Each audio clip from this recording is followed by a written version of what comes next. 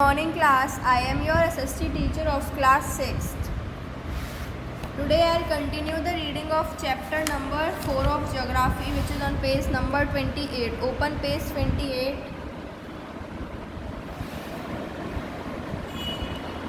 Volcanic mountains.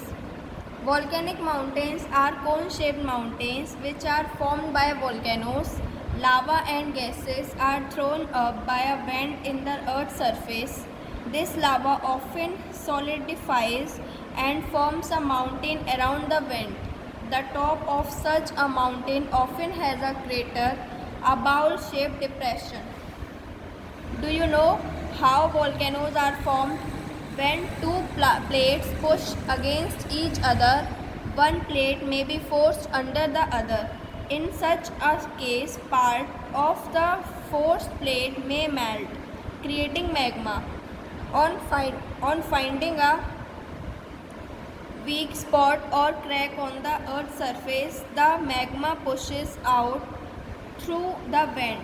When two plates pull away from each other, they may also provide a vent for the molten magma to come out.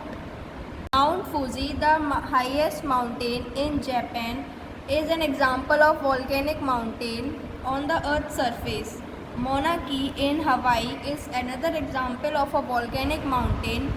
It is the highest mountain in the world from the bottom of the sea floor to its peak, about 10,000 meters. Why are mountains important? Mountains are important because they form an ecosystem wherever they occur.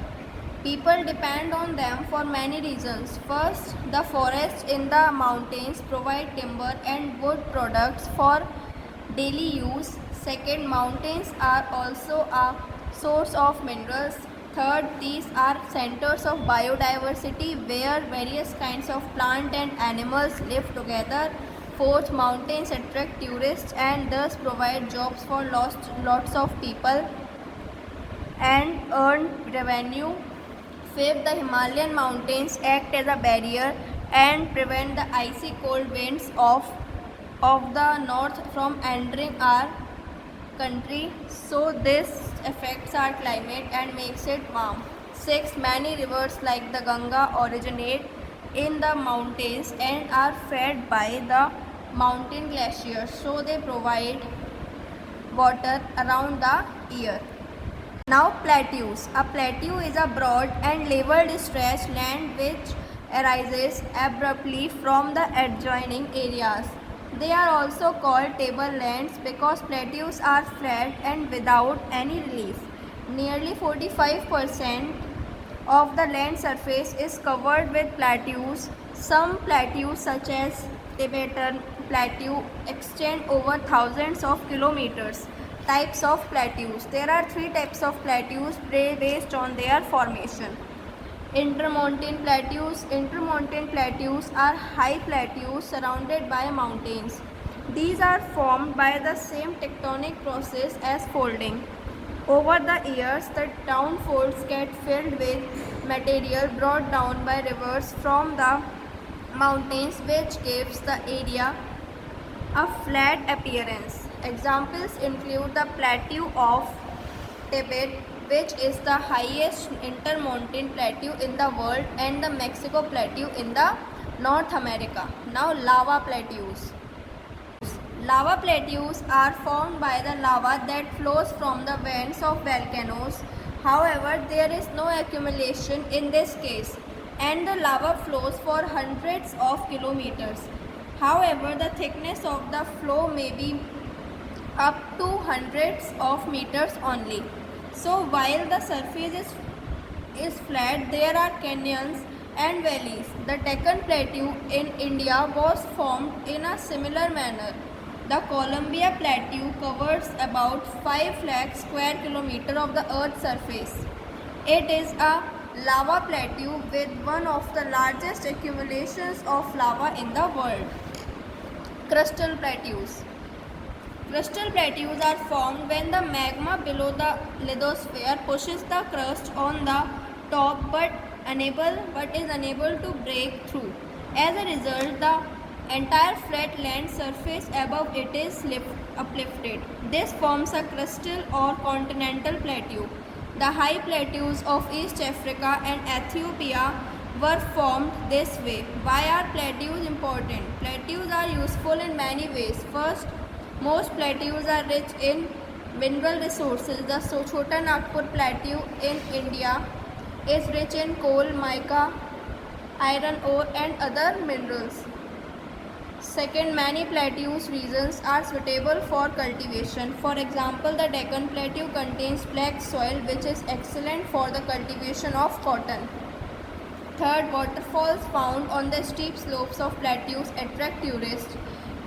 Fourth, the waterfalls on these plateaus are often used for hydroelectric power. A good example is the Jog Falls in India. Plains. The plains are low and relatively flat areas on the Earth's surface.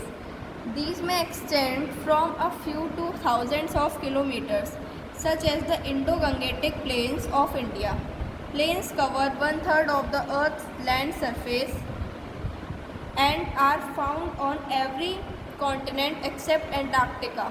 These are formed by the depositional and erosional activities of external forces such as rivers and their tributaries. Types of plains. There are three types of plains. Tectonic plains.